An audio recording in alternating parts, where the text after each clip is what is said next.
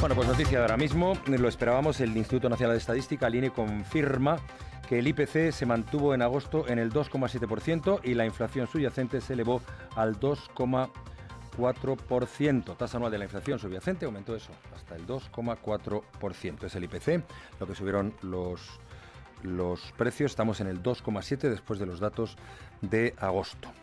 Don José Luis Escrivá, gobernador del Banco de España, muy buenos días. Hola, buenos días. Se lo hemos puesto en bandeja. Imagino que usted se esperaba este dato. Bueno, es una confirmación de un dato que ya se anticipó, básicamente. Siempre hay un anticipo por parte del INE que se mueve poco después, sí.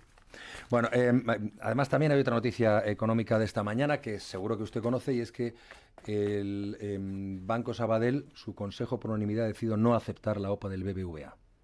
¿Qué le parece?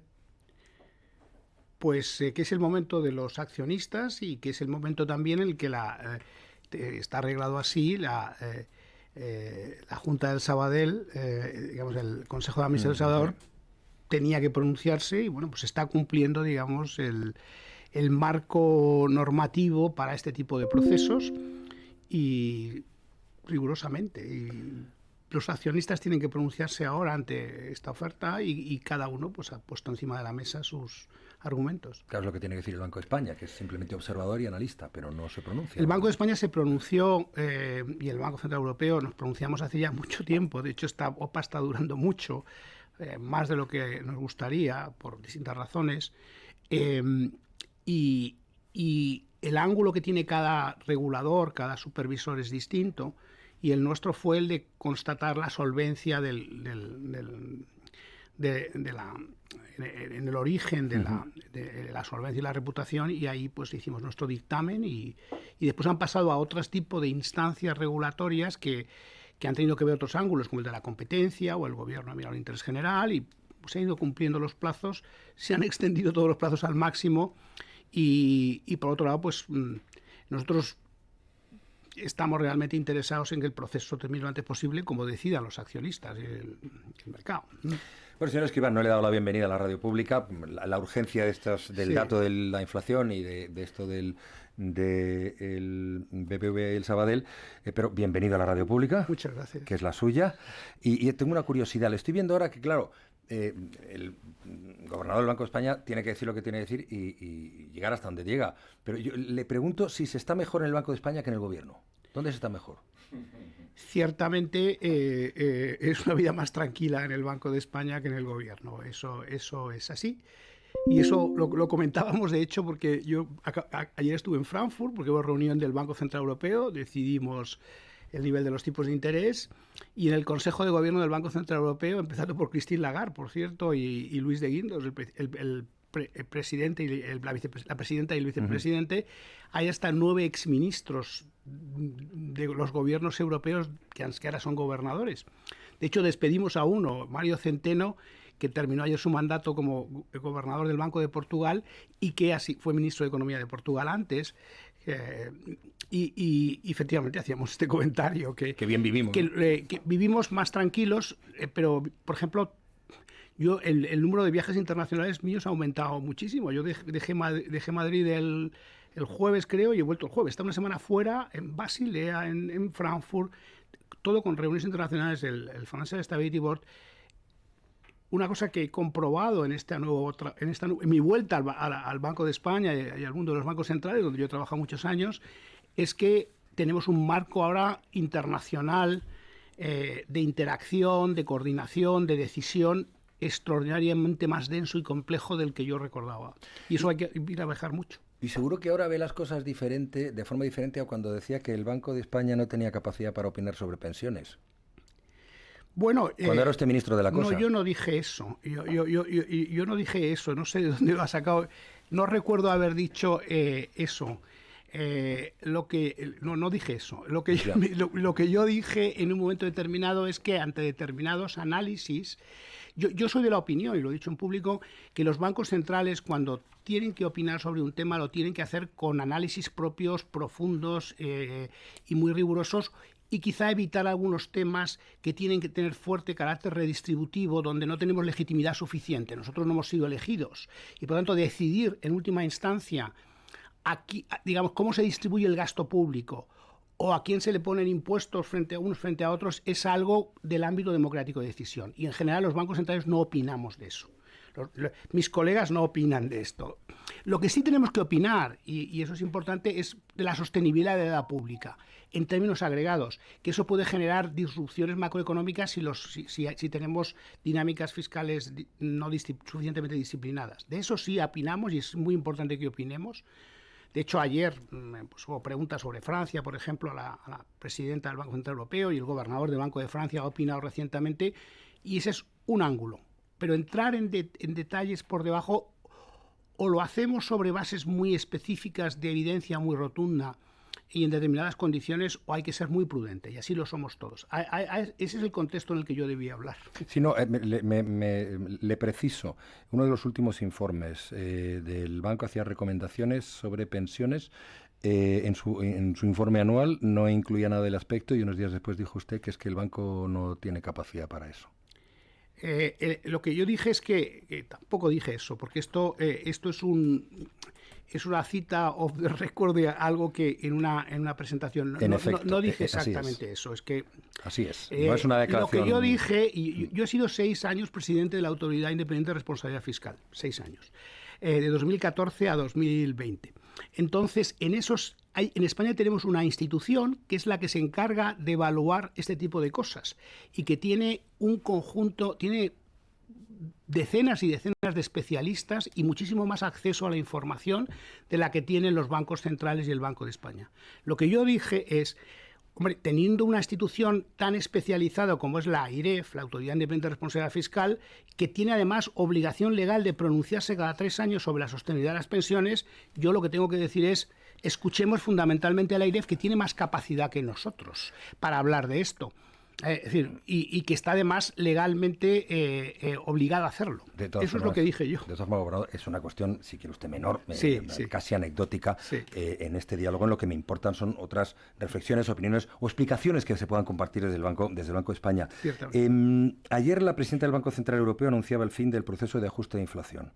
No tocaba los tipos. He leído por ahí algunos economistas que dicen que estamos ante, quizás una evidencia, pero para uno que no es economista no lo ve tan claro. Estamos ante un fin de ciclo, estamos ante un nuevo ciclo en todo caso.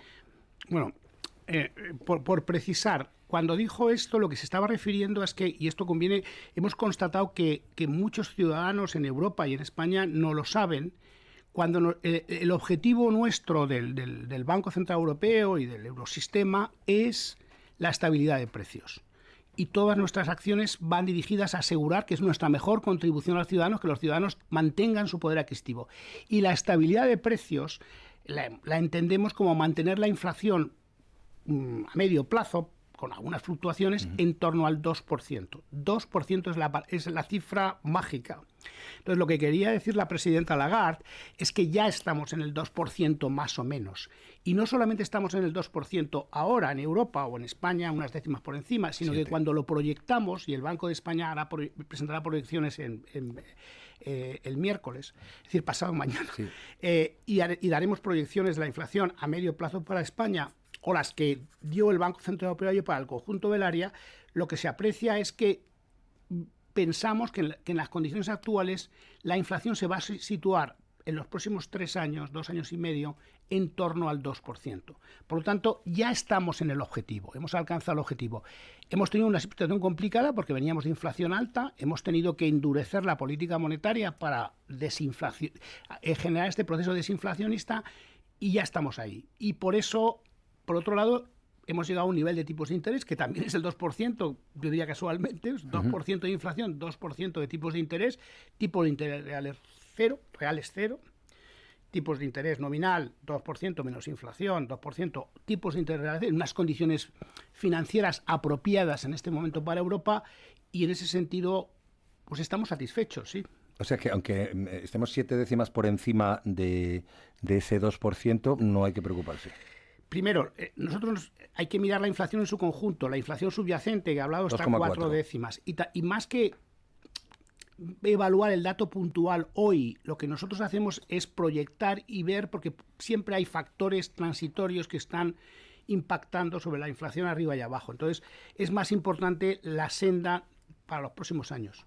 Y ahí estamos en torno al 2.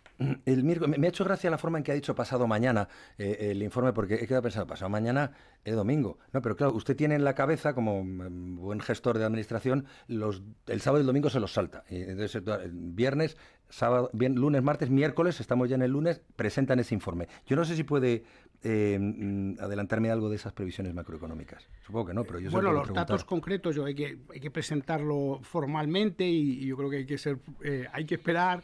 Básicamente constatamos en el lado de la inflación, lo que acabo de decir, que es importante, que la inflación en el caso español, como en el caso europeo, se estabiliza en torno al 2% en los próximos años, este año y los próximos años. Y pues damos también previsiones de actividad económica. España está creciendo. Ayer el Banco Central Europeo presentó los datos de crecimiento para el euro para este año y los próximos 2 años. Están ligeramente por encima del 1%, según los años, algo más por encima del 1%. Es un crecimiento bajo, pero es que Europa tiene un problema de competitividad agregada y tiene un crecimiento ramplón. España tiene crecimientos más altos, los está teniendo ahora y los va a tener los próximos años y esas cifras daremos. Sí. ¿Y se puede crecer en condiciones sin presupuestos o prorrogando presupuestos año tras año? Se está creciendo. En el tema de presupuestos, hombre, hay que tener en cuenta que en el ámbito fiscal estamos en unos años en los cuales el plan de recuperación y resiliencia, que estará vigente hasta el año 2026, tiene una importancia en el marco fiscal general español importante, y eso es extrapresupuestario, no están los presupuestos generales del Estado, bueno, va en paralelo. Después, conviene tener en cuenta que en España casi el 50% del gasto público lo ejecutan las comunidades autónomas y en menor medida los ayuntamientos. Hay que tener en cuenta que 1/3 de todo el gasto público lo realiza la Seguridad Social, que tiene sus propias dinámicas y reglas. Luego, al final, el Estado en sí mismo tiene un 20%. Por lo tanto, el conjunto de la economía depende más, por una vía o por otra, de otras administraciones públicas que necesariamente del Estado. Es verdad que el Estado da un marco general. Yo siempre he sido partidario de que hay que intentar aprobar los presupuestos. Cuando era presidente de la Autoridad Independiente de Responsabilidad Fiscal y algunas comunidades autónomas, por el Estado, y ahora. Es decir, yo personalmente me parece que hay que intentar sacar los presupuestos generales del Estado. Es un buen ejercicio de planificación que hay que hacer, hay que después negociar, hay que intentarlo y discutir tu plan, intentar conseguir los apoyos suficientes. Y si no sale, pues no sale. Pero hay que intentarlo. Y por lo tanto, a mí me parece que ese es un ejercicio deseable. Dicho esto, desde la perspectiva que más de bancos centrales, que es la sostenibilidad de la deuda, aquí tan importante como el ejercicio presupuestario actual es lo que llamamos el plan presupuestario a medio plazo, que el Gobierno presentó el año pasado para los próximos 4 años y que tiene que ir reactualizando constantemente. Es decir, desde el punto de vista, digamos, de sostenibilidad fiscal, no tanto de políticas públicas, pero sí sostenibilidad fiscal, pero hay medidas detrás. Esa senda plurianual es muy importante que se haga bien. Y nosotros dijimos en el informe anual nuestro que se puede hacer todavía mejor. Es decir, que conviene explicar mejor qué políticas se priorizan a medio plazo frente a otras o qué inversiones para que se generen los réditos suficientes para la sostenibilidad fiscal. Gobernador, ha dicho usted que la economía española va avanzando con más fuerza, con más vigor que el resto de socios europeos, o que la europea en general. ¿En qué medida la política norteamericana está afectando los aranceles y en general la gestión que se puede hacer desde Washington de la economía, de las finanzas del mundo? Pues cuando se produjo esta deriva, digamos, o este cambio en la forma de entender las relaciones comerciales por parte de Estados Unidos, nosotros, yo mismo y el Banco Central Europeo, mostró mucha preocupación de los posibles impactos que podría tener sobre la actividad económica europea.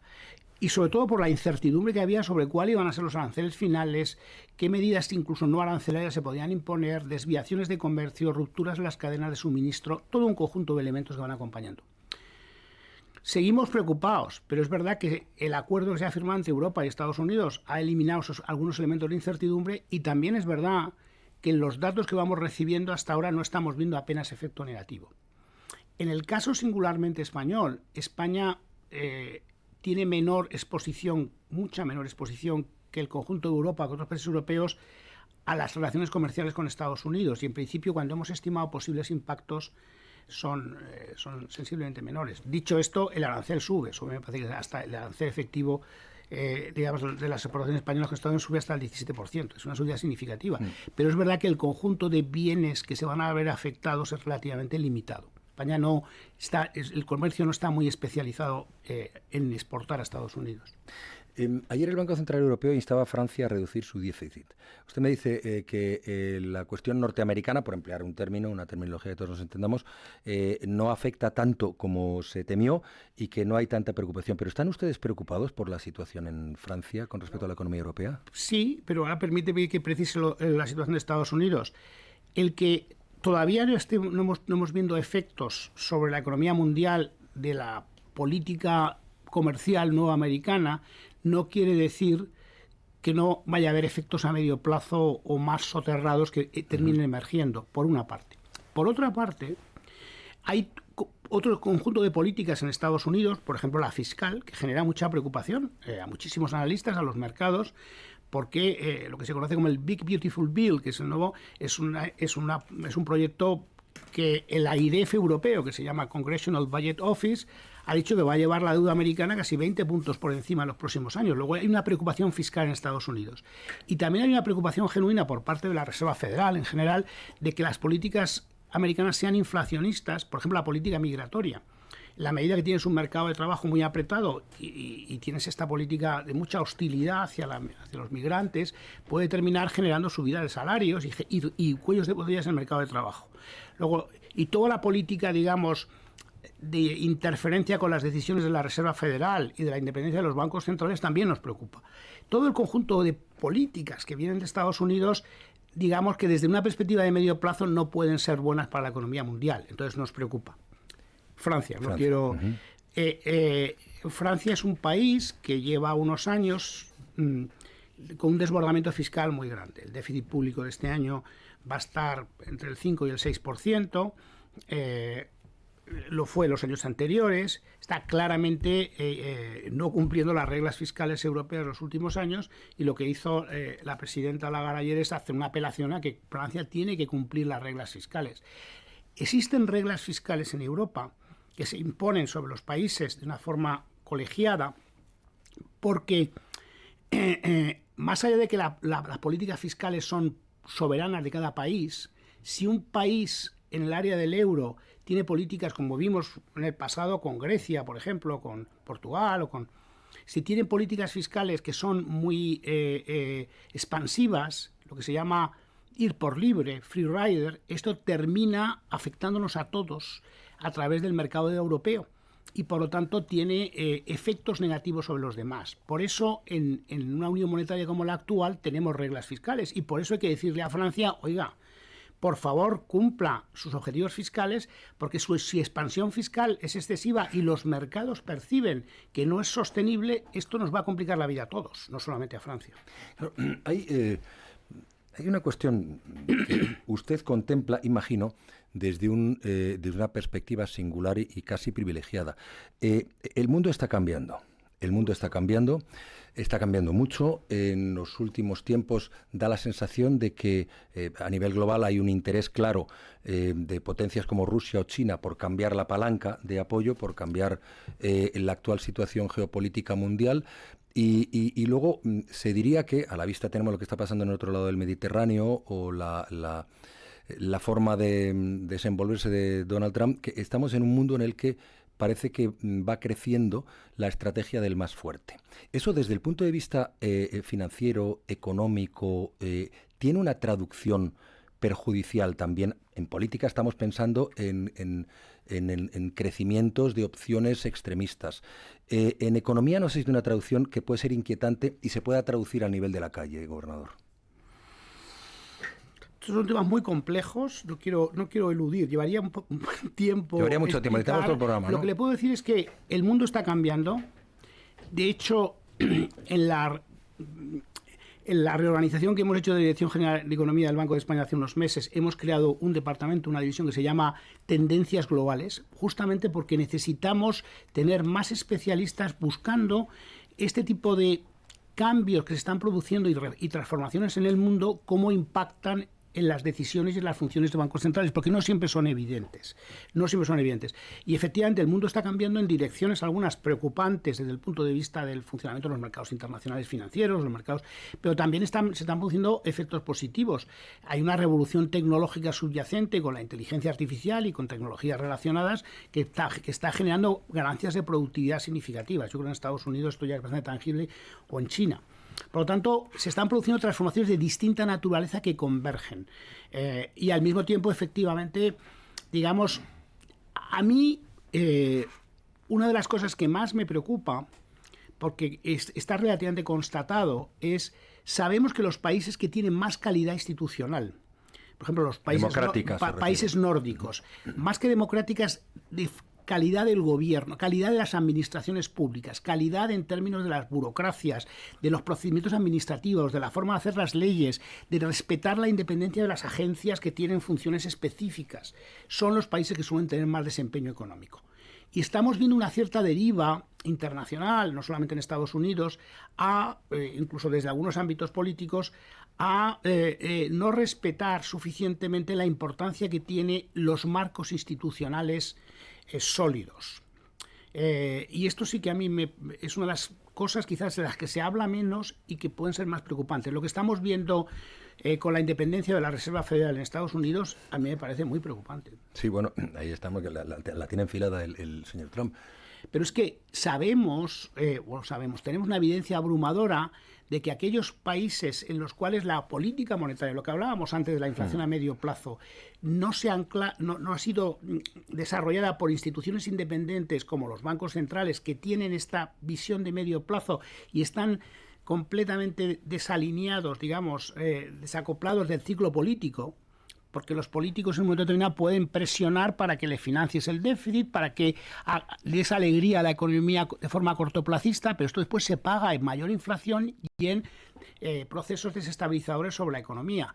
Por eso, desde hace ya bastantes décadas se decidió dar a los bancos centrales, los gobiernos renunciaron a la responsabilidad de fijar los tipos de interés y se lo dieron a una institución independiente con todo un marco institucional para que tuviera esa visión de medio plazo.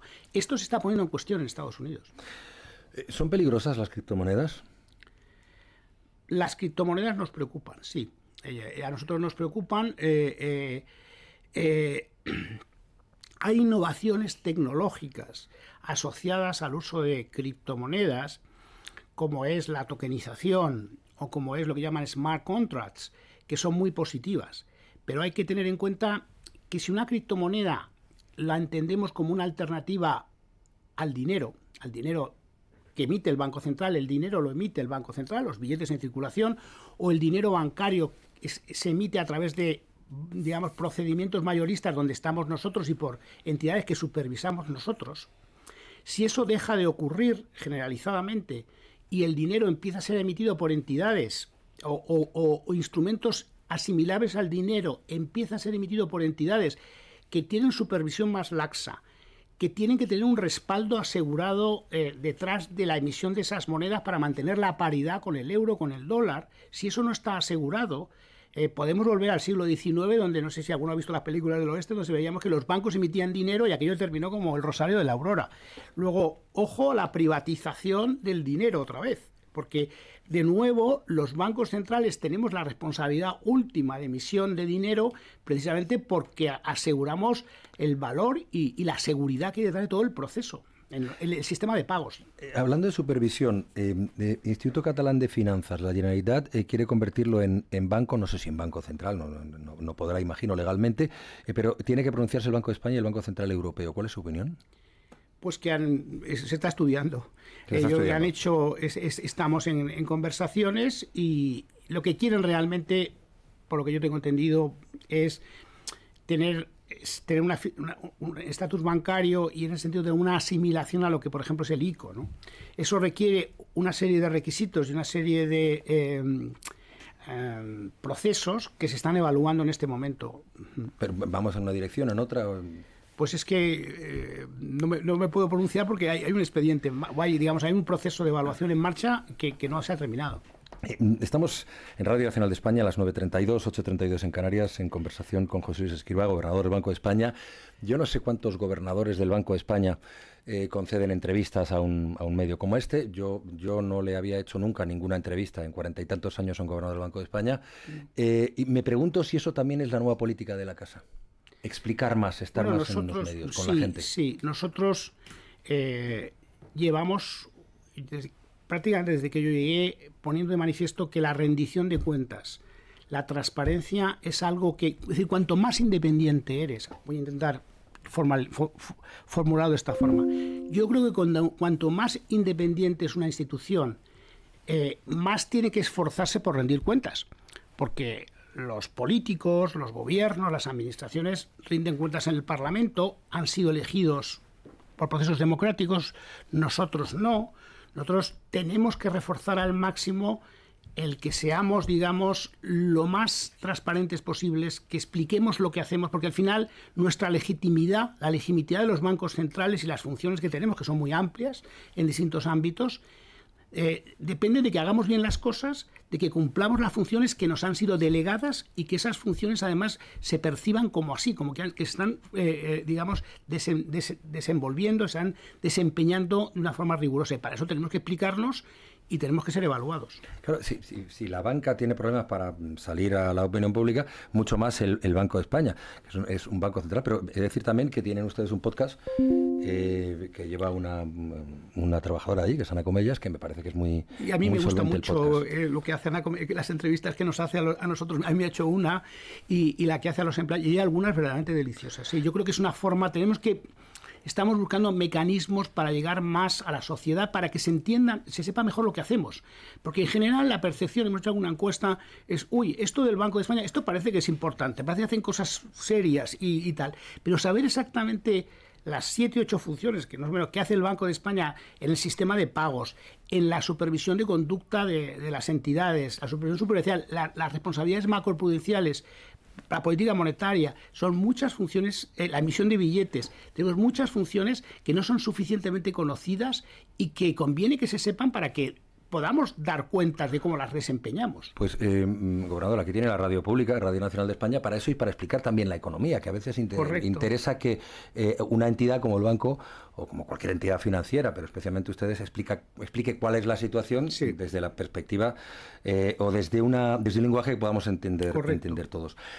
Le agradezco mucho que haya estado aquí hoy en la radio pública. Le pido disculpas a él y a los oyentes porque uno no está muy versado en temas financieros y a lo mejor ha dicho alguna barbaridad, pero sí creo que hemos escuchado cosas interesantes y novedosas del gobernador, aparte del hecho mismo de que un gobernador esté concediendo una larga entrevista en Radio Nacional de España. Gobernador, muchas gracias, muy buen día. Un placer, muchas gracias a vosotros. Radio Nacional de España, la radio por delante. Y el Ayuntamiento de Valladolid mantiene la situación.